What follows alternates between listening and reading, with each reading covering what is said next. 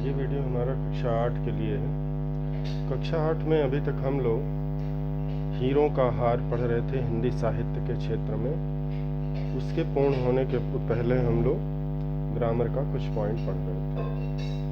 आज हम एक नया पाठ शुरू करेंगे और ये नया पाठ होगा हमारा शिवमंगल सिंह सुमन का हम पक्षी उन्मुक्त गगन के। हम पक्षी उन्मुक्त गगन के ये पाठ महान कवि शिवमंगल सिंह सुमन ने लिखा हुआ है। इस पाठ में, इस कविता में शिवमंगल सुमन जी ने हमें स्वतंत्रता के महत्व को बताया है।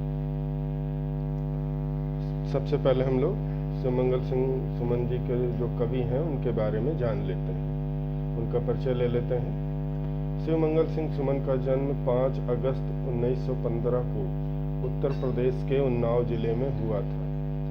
रीवा, ग्वालियर इत्यादि स्थानों पर रह करके इन्होंने अपनी शिक्षा प्राप्त की थी। एक अग्रणी हिंदी लेखक और कवि थे। इन्होंने एमए किया। एमए करने के बाद पीएचडी अर्जित की, पीएचडी किया। पीएचडी के बाद बनारस हिंदू विश्वविद्यालय से हिंदी में उन्होंने 1950 में डीलिट की उपाधि से सम्मानित किया गया। सुमन ने 1968-1978 के दौरान विक्रम विश्वविद्यालय उज्जैन के कुलपति यानी वाइस चांसलर के रूप में काम किया। उत्तर प्रदेश हिंदी संस्थान लखनऊ में ये अध्यक्ष रहे। उपराष्ट्रपति के साथ इन्होंने काम किया। प्रेस और संस्कृति से हमेशा अटैच रहे। भारतीय दूतावास के जो काठमांडू में स्थित भारतीय दूतावास में रहकर 1977 से 78 के दौरान कार्य किया। भारतीय विश्वविद्यालय संघ नई दिल्ली में भी ये कुछ समय तक इन्होंने कार्य किया। कालिदास अकादमी उज्जैन के कार्यकारी अध्यक्ष भी रहे और 27 नवंबर 2002 को दिल का दौरा पड़ने पर इनका निधन हो गया। शिवमंगल सुमन एक प्रसिद्ध हिंदी कवि और शिक्षाविद थे। इनकी मृत्यु के बाद भारत के तत्कालीन प्रधानमंत्री ने कहा था कि डॉक्टर शिवमंगल सिंह सुमन केवल हिंदी कविता के क्षेत्र में एक शक्तिशाली चिन्ह नहीं थे, बल्कि वह अपने समय के सामूहिक चेतना को संरक्षित करने वाले एक ऐसे व्यक्ति थे जिनको हमने खो दिया। उन्होंने न केवल अपनी भावनाओं या दर्द को व्यक्त किया, बल्कि उस युग के जो मुख्य मुद्दे थे उनको भी निर्भीकता से रचनात्मक दृष्टि प्रदान की। शिवमंगल सिंह सुमन का ये परिचय आपको मिला और कुछ रचनाओं इनको कुछ बहुत सारे पुरस्कार भी मिले, उसके बारे में भी हम बात कर लेते हैं। 1974 में पद्मश्री प्राप्त हुआ। 1999 पद्म भूषण से सम्मानित किया गया। 1958 में देव पुरस्कार प्रदान किया गया। उसके बाद 1974 में सोवियत लैंड नेहरू पुरस्कार प्रदान किया गया। उसके बाद साहित्य अकादमी पुरस्कार से इन्हें 1974 में मिट्टी की बारात के लेख के लिए प्रस्तुत किया गया, यानी इन्हें साहित्य अकादमी पुरस्कार 1974 में प्रदान किया गया। और शिखर सम्मान एमपी में प्रदान किया जाता था, वो 1993 में इन्हें मिला। भागलपुर विश्वविद्यालय से 1973 में इन्हें डीलिट की उपाधि प्रदान की गई और जबलपुर विश्वविद्यालय से 1983 में भी इन्हें डीलिट की उपाधि प्रदान की गई। तो ये शिवमंगल सिंह सुमन जी का हमारा परिचय था। अब हम लोग इस कविता की पंक्तियों को देखेंगे। तो चलिए अब हम लोग इस कविता को आगे बढ़ाते हैं। आज की कविता हमारी है हम पक्षी उन्मुक्त गगन के। जैसा कि हमने पहले ही आप लोगों को बताया है कि हम पक्षी उन्मुक्त गगन के कविता के लेखक हैं शिवमंगल सिंह सुमन। शिवमंगल सिंह सुमन जी ने इस कविता में हमें स्वतंत्रता के बारे में समझाया है, अर्थात स्वतंत्रता का महत्व क्या होता है, उसके लिए व्यक्ति क्यों परेशान रहता है, इन बातों को इसमें बताया गया है। तो चलिए अब हम लोग देखते हैं हम पक्षी उन्मुक्त गगन के। हम पक्षी उन्मुक्त गगन के, कवि कह रहे हैं कि पक्षी कह रहे हैं कि हम यानी पक्षी वर्ग से है। उन्मुक्त मतलब खुला हुआ, गगन मतलब आकाश।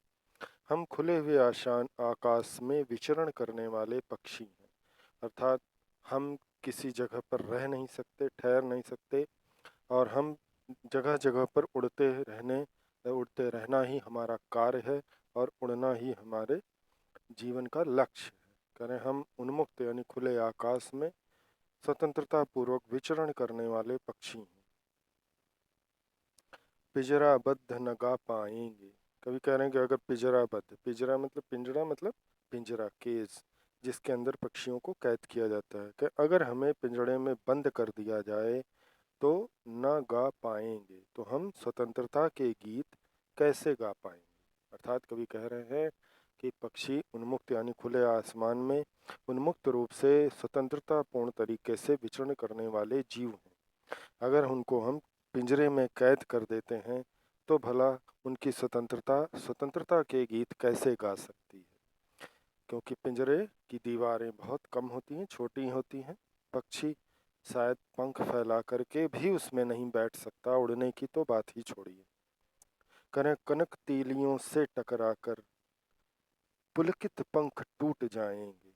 कनक का मतलब सोना, तीलियां मतलब क्षण, से टकरा कर, कभी कह रहे हैं कि पिंजड़ा यदि सोने का भी हुआ तो हमारे लिए, हम पक्षियों के लिए ये प्रसन्नता की बात नहीं है, क्योंकि पिंजड़ा चाहे वो सोने का हो या लोहे का हो, हर परिस्थिति में वो हमारी स्वतंत्रता के लिए बाधक है।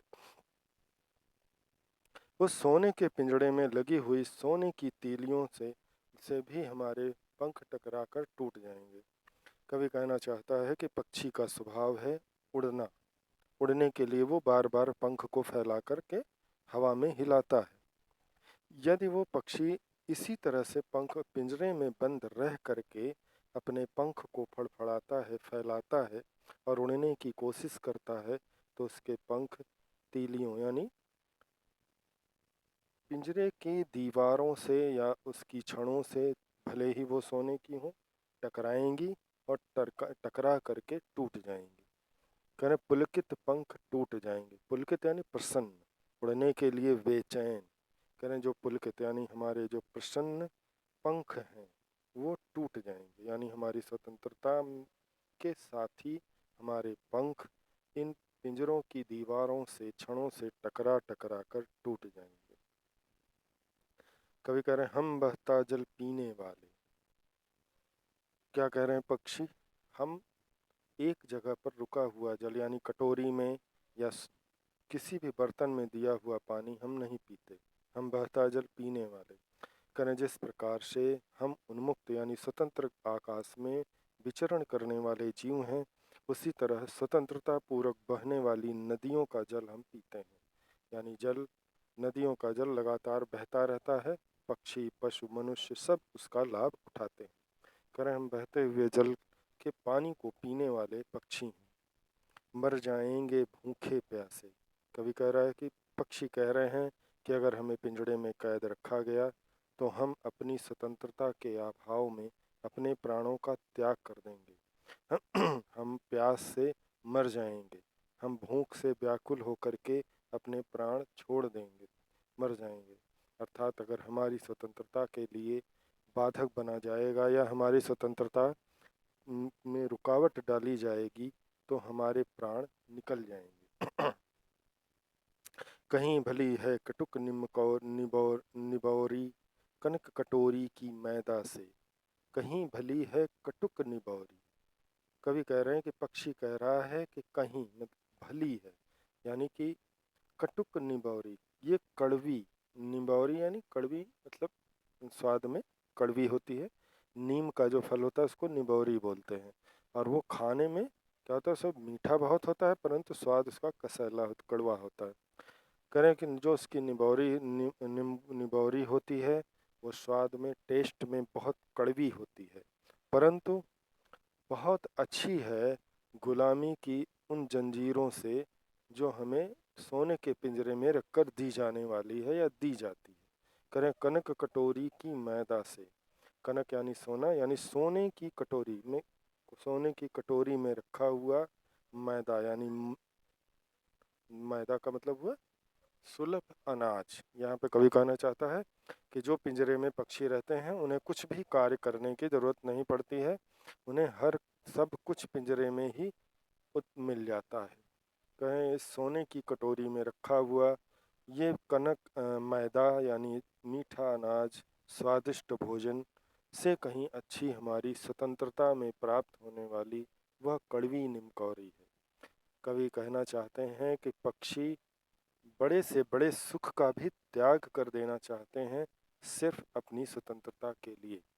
वो स्वतंत्रता के लिए अच्छे से अच्छे भोजन का त्याग करने को तैयार हैं, वे कड़वी निमकौरी खाने के लिए तैयार हैं, भूखे प्यासे मर जाने को भी तैयार हैं, परंतु वे स्वतंत्रता का जीवन ही जीना चाहते हैं, अर्थात इस उन्मुक्त गगन में उड़ना चाहते हैं। कवि कह रहे हैं स्वर्ण श्रृंखला के बंधन में, स्वर्ण स्वर्ण यानी सोना, श्रृंखला यानी जंजीर के बंधन में, कहने कि हमें स्वर्ण यानी सोने की जंजीरों में बांधने के वाले अपनी गति उड़ान सब भूले। कवि कह रहे हैं कि हम पक्षियों को तुम लोगों ने सोने की पिंजड़े में कैद कर रखा है और हमने अपनी उड़ान यानी उड़ान की जो गति है, हर पक्षी की एक स्पीड होती है कि हमारी जो उड़ने की शक्ति है, जो गति है, वो सब हम पिंजड़े में रह रह करके भूल गए हैं। कवि कहना चाहते हैं कि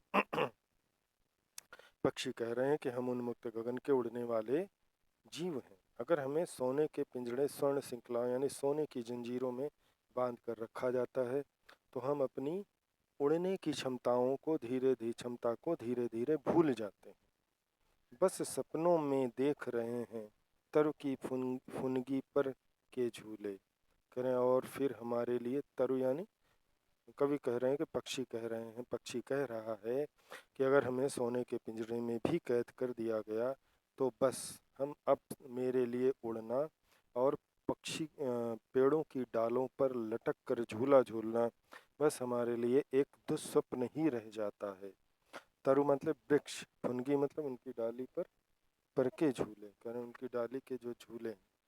कवि कह रहे हैं कि जो पक्षी पिंजरों में कैद होते हैं वो बाहर की दुनिया को देख करके बड़े ही परेशान होते हैं और बाहर की दुनिया उन्हें लुभाती है। उनका मन करता है कि दूसरे पक्षियों की तरह हम भी पेड़ों की डालियों पर लटक करके झूला झूलें और इस पूरे आसमान में उन्मुक्त यानी स्वतंत्रता रूप से विचरण करते हुए रहें। इस तरह से कवि पक्षी के माध्यम से हर व्यक्ति, हर मनुष्य की स्वतंत्रता की बात कर रहे हैं।